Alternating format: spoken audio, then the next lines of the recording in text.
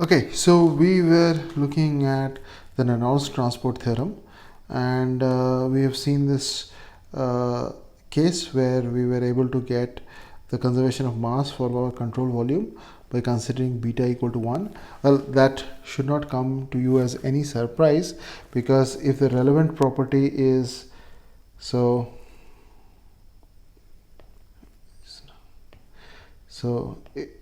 if the relevant property is the extensive property that we are looking for is the total mass m, then beta, which is dm by dm, should be 1, right?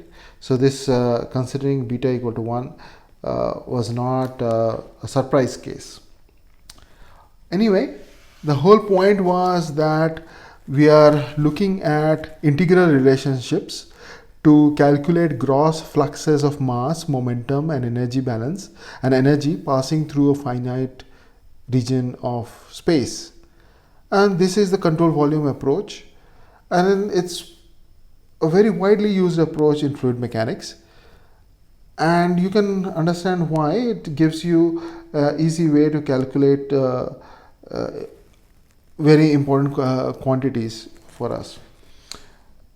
We will see some examples also as we go through this. By the way, this particular manner, so this mannerism is taken basically from Frankham White's book Viscous Fluid Flow. If you want to take a look, you can do that. I have just worked it out in a little bit more detail than in Frank's book, but this is basically what he does. And this is because I've chosen this because given the distance and given the unique circumstances we are in, this is hopefully the more intuitive way of understanding the Reynolds transport theorem. But we had, when we had started out, we had also said that there's the 3D Leibniz theorem, which basically is leads to Reynolds transport theorem as well. So it's probably a good time to just revisit that. So the 3D one, which is generalization of this can be generalized to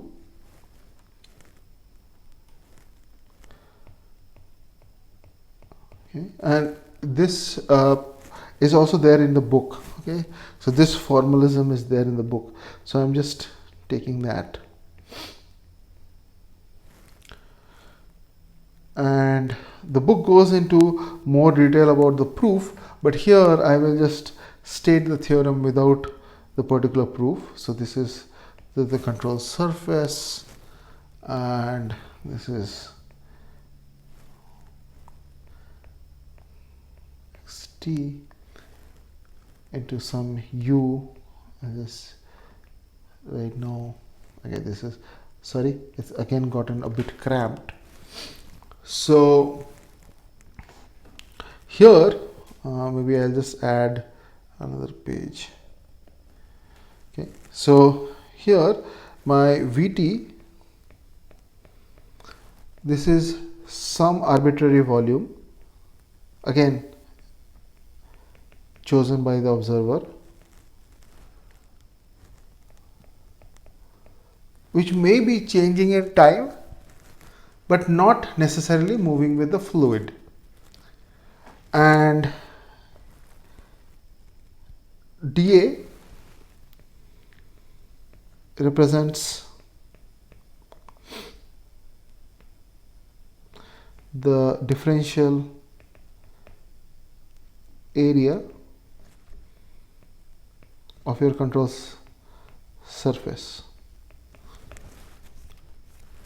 Okay, and it moves with the, of course, the volume, and dA bar represents the outward normal of this differential control volume. So outward normal, I'll just add that.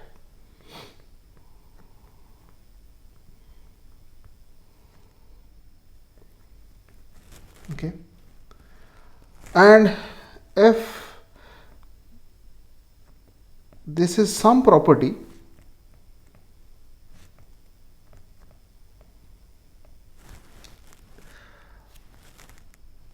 and it is independent.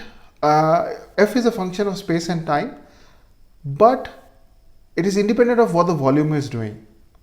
It is a property of the fluid regardless of what we choose as the control volume. Okay, and then UA is the velocity vector defining the motion of the surface A. Okay, so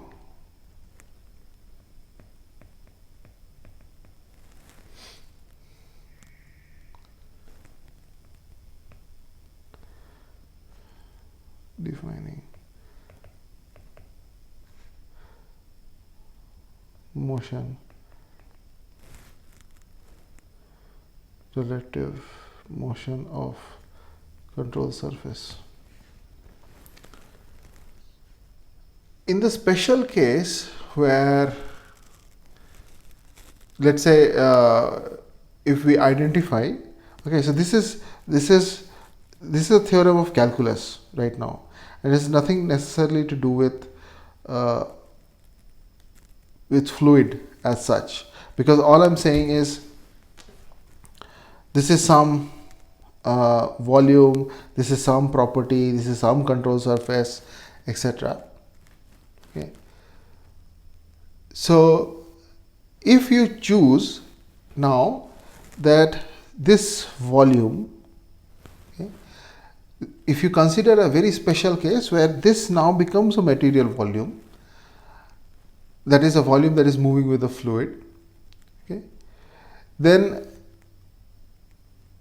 this equation and okay, so consider a situation where you have Vt is the material volume and the control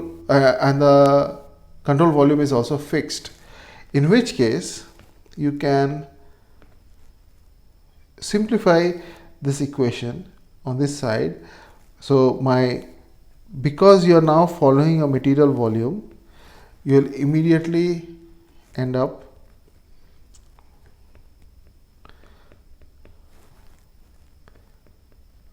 with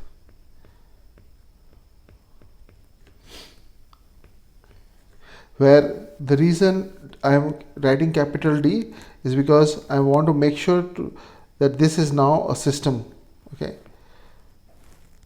and then this will be equal to my ddt with control volume of fx comma t dv plus the integral over the control surface fx comma t into u relative dot dA.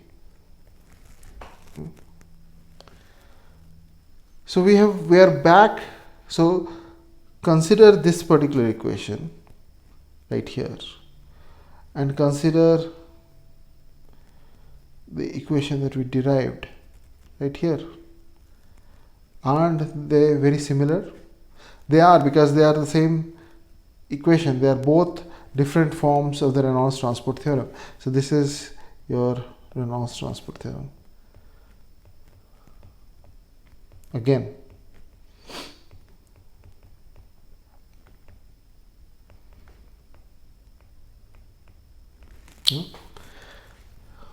so it's just done using the idea that this Vt, so all I had to do is use this 3D generalization and then say that my Vt is a material volume, and I will end up with this particular equation right here. Okay, so the book of ours, it uses the Leibniz theorem and it stops here in chapter 3. So they go into a lot of depth trying to derive this particular form. So if you want to, you are free to do that. If you're free to consult the book to see how this 3D Leibniz theorem comes about, and it's always a very good exercise to learn that. But I am not going to go into the entire details of the derivation because I've just done it in an alternative way, and I'm not sure that's what I want to do. I mean, there's so much more that needs to be done, and I want to utilize my time in doing some of the other things. Okay, so this is the other way of doing it. The reason I wanted to show you both these alternative methods is not only because the book takes this particular approach. So the problem with the book is that since in chapter 3 it stops here, we don't develop a quite intuitive understanding of why this is important, but then it does use this in chapter 4 to develop all the different equations, whereas I use Franken-White's approach to describe what or get to this particular form. And here it's sort of, we were able to quickly get to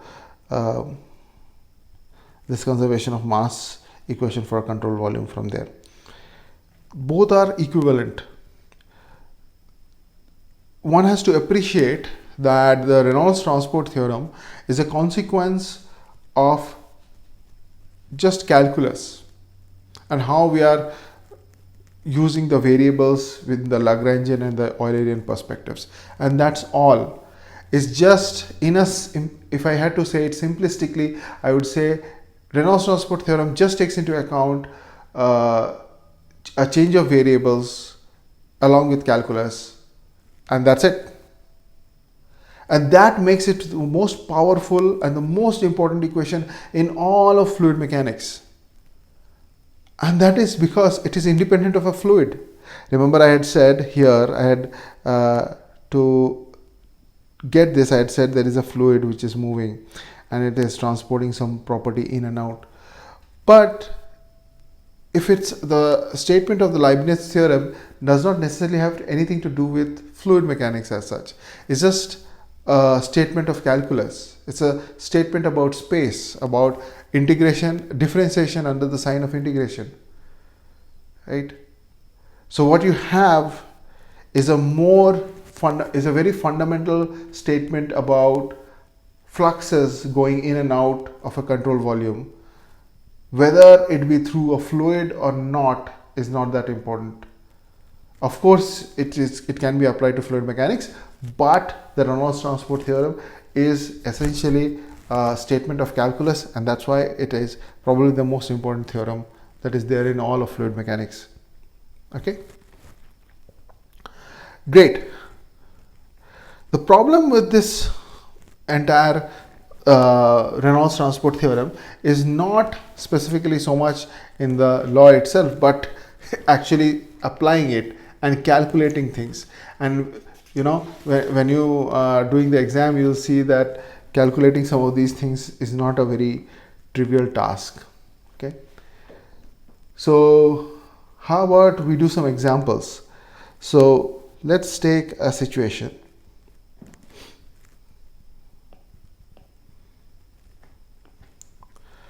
Okay, so this is example problem,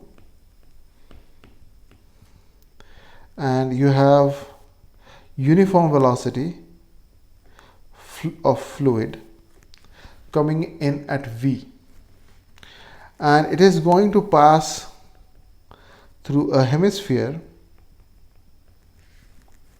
of diameter.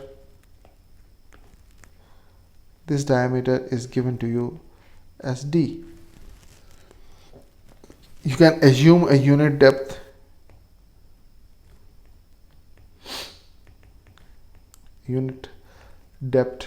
into the page, and the question is, can you calculate the mass flux through the control volume? Okay, so mass flux, and this is your question. What is this mass flux? Okay, so if you are watching this video in the class, I just want you to start working on it. I'll just give you a 30 seconds of head start, okay, before I start working on it, and then you start working on it right now. For those of you who are watching at home, well, it's easy for you because you can just pause the video and try to work it out.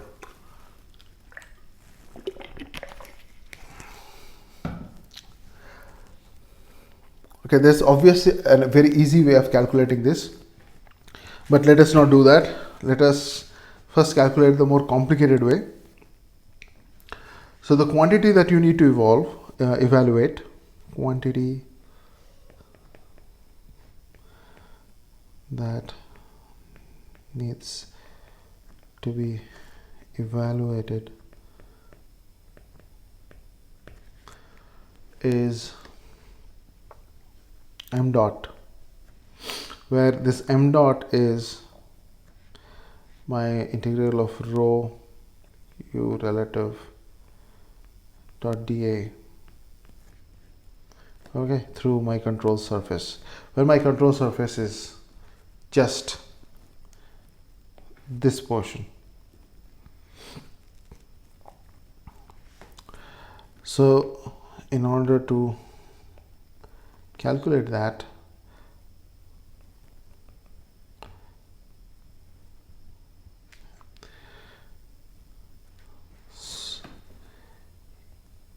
this is d by 2, of course, and if it is at theta,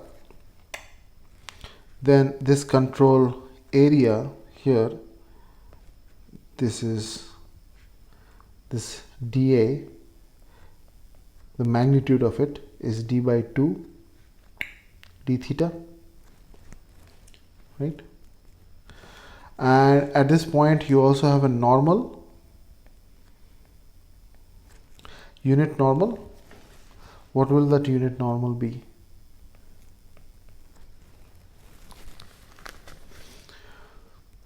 My unit normal, and this is just old high school math, this unit normal is very easy to show that this is the unit normal.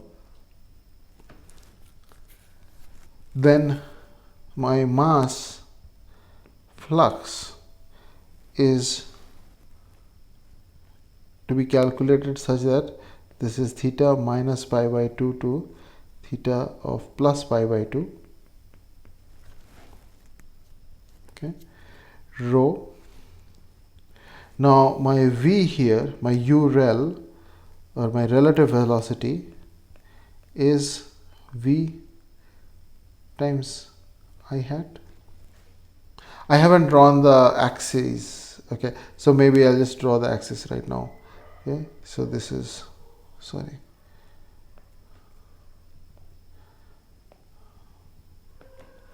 so this is x and this is y. So my velocity is in the positive direction, okay, of x. So sorry, yeah.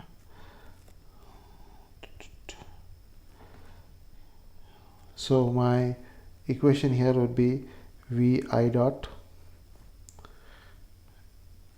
dotted with minus cos theta I hat plus sin theta j hat into d by 2 d theta,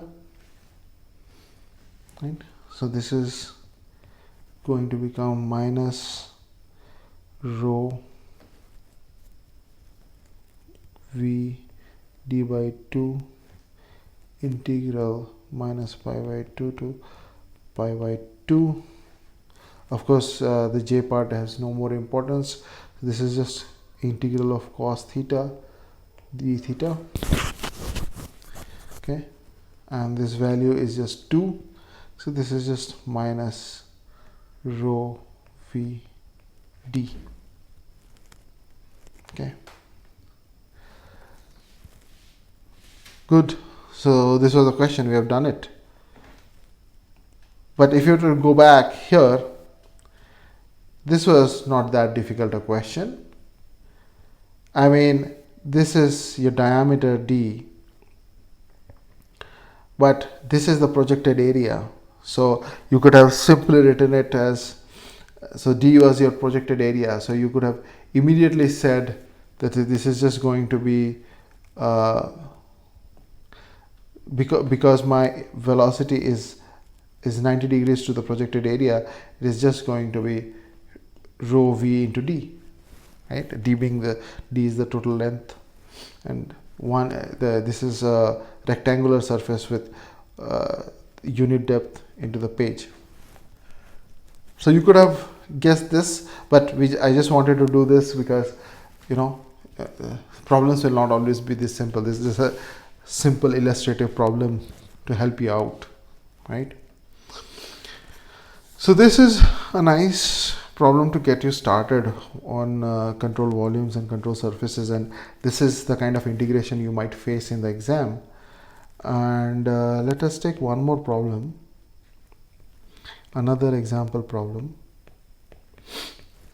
Okay. And let's say that you have a tank with there are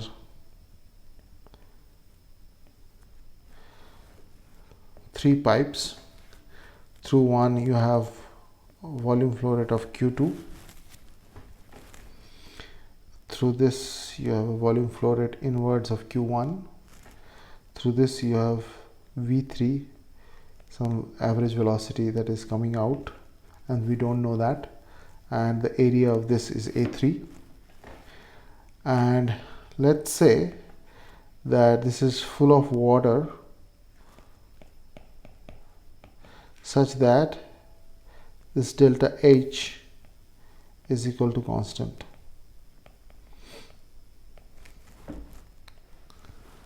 Okay. So if the delta H is constant, and I'm doing this deliberately to illustrate the idea of choosing the kind of control volume you want. So now you're faced with a question of calculating V3.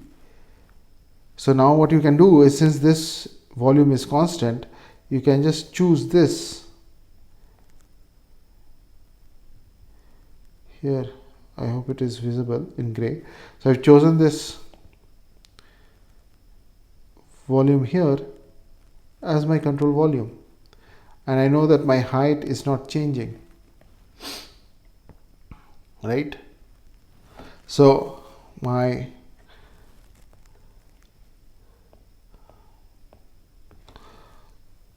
Reynolds transport theorem, the conservation of mass applied to a fixed control volume, or a control volume, is given as ddt of over Cv rho dV plus integral Cs rho u relative dot dA, and this is equal to 0. Now, given this very special circumstance that we have created here, this quantity ddt of this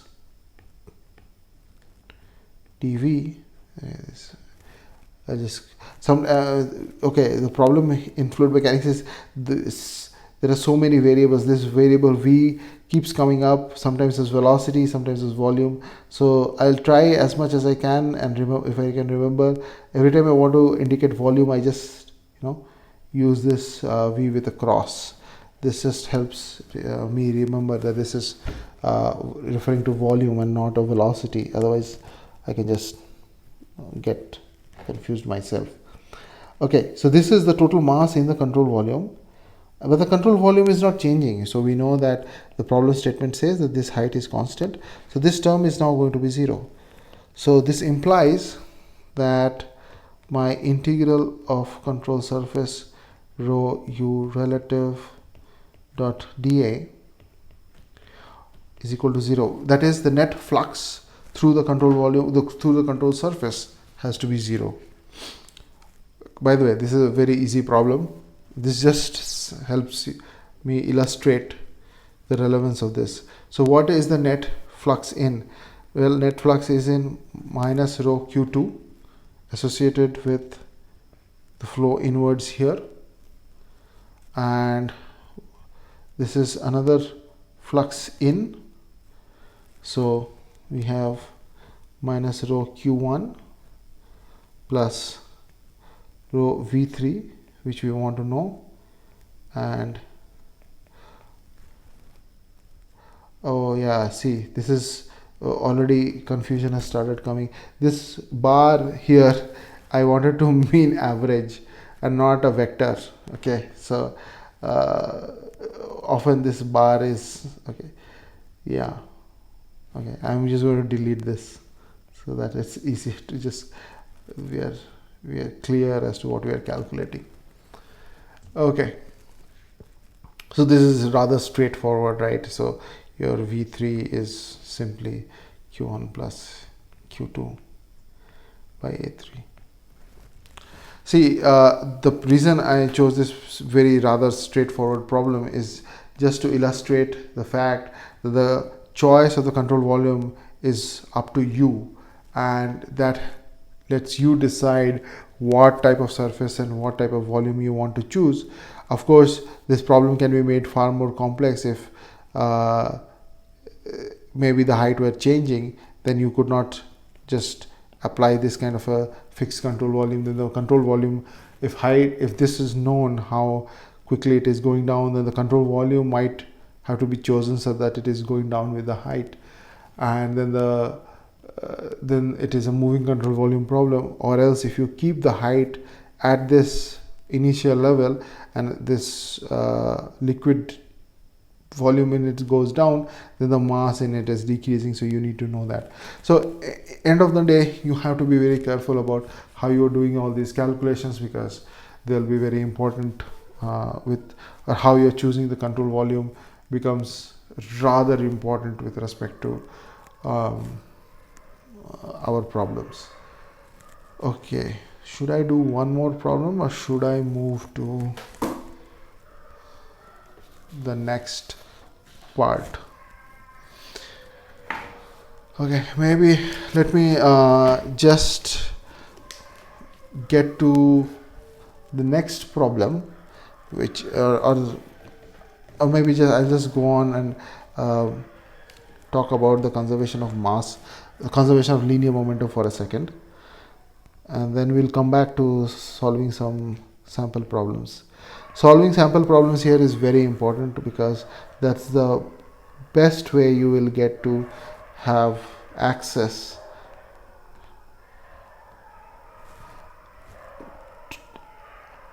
best way you will have understanding of this idea of Reynolds transport theorem. Otherwise, sometimes it can just become rather complex and not it's just a interesting integral equation, but its application becomes very, very complex. Okay, so now the relevant property that we want to deal with is linear momentum, right? So we have already dealt with the issue of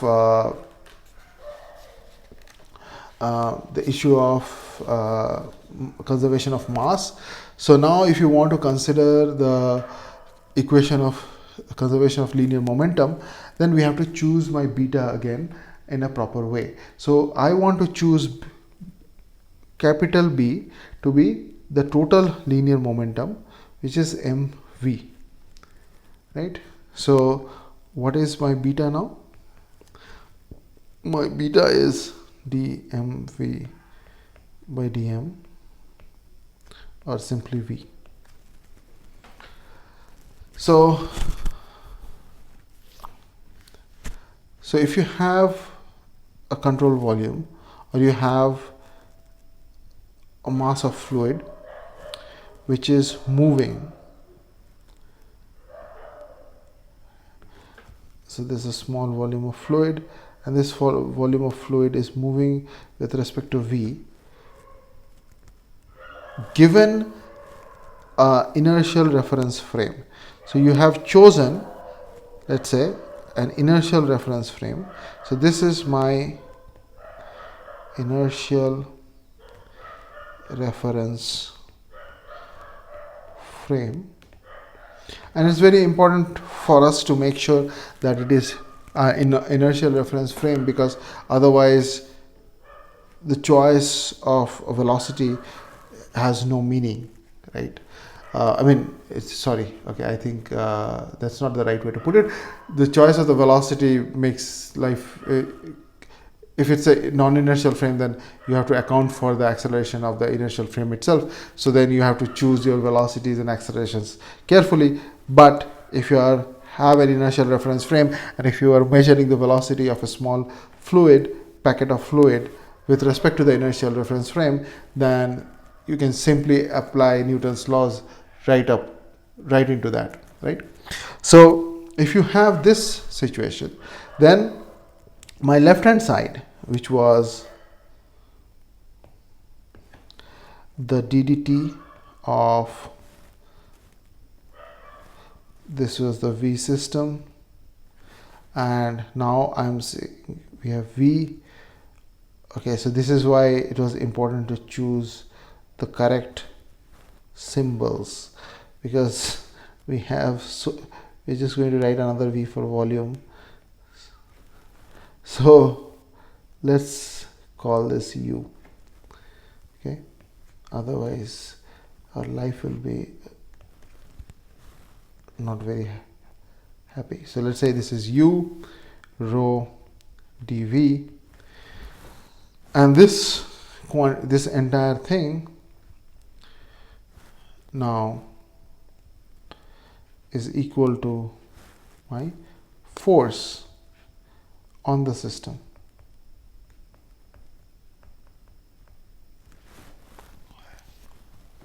Right? So once again, I'm applying the Lagrangian derivative over here, and this is the volume, with rho is the density, and this is the velocity of a piece of fluid in the system with respect to an inertial frame of reference that we have already drawn here, x, y, z. And then now my term F on this system represents the net forces acting on the system. Okay. It is traditional in fluid mechanics to distinguish between body forces and surface forces. So F on the system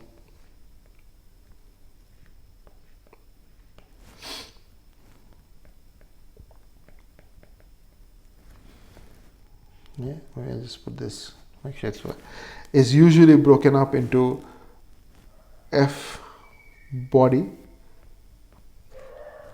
okay, which gives the body forces, and F surface, which gives you the surface forces. Now I hope you remember what body forces are. You should have been accustomed to that from your undergraduate class, and F body force is simply the force that is acting on every volumetric differential volume of the material. So it's a volumetric force. Body forces are forces basically that are acting on each piece of the fluid, each piece of fluid in the system. And the most common examples are gravitation, electromagnetic forces. Okay. Whereas in contrast, surface forces are those forces acting only at the surface of a system, and these include pressure forces and shear forces. In fluid mechanics, it's usually the geometry which imparts the surface force. Okay, so my F on the system is equal to F body plus F surface. So I can write the set of equations as F body. Now I am going to convert from, I am trying to figure out the forces on my control volume, right? So this is now going to be equal to the force which is now going to act on the, through the Reynolds transport theorem, which is just, where did it go? I'm relating my system of particles to my control volume, right? So this will now give me body forces on the control volume itself. Okay, so this is on control volume, and this will be equal to the ddt of integral on Cv, this u bar rho dv plus control surface u rho.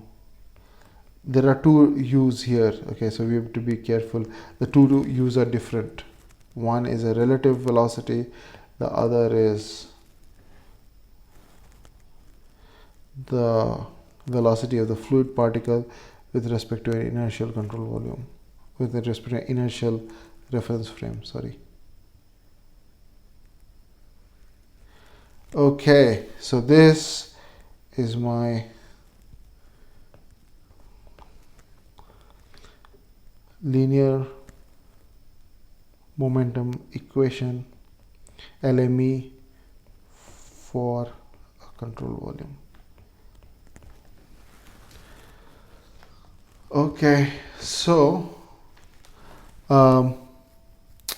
what I'm going to do is I'm just sort of run out of time, and I want to leave some time for discussions. So I'm just going to stop here today, and we are going to carry forth from this in the next class. Okay.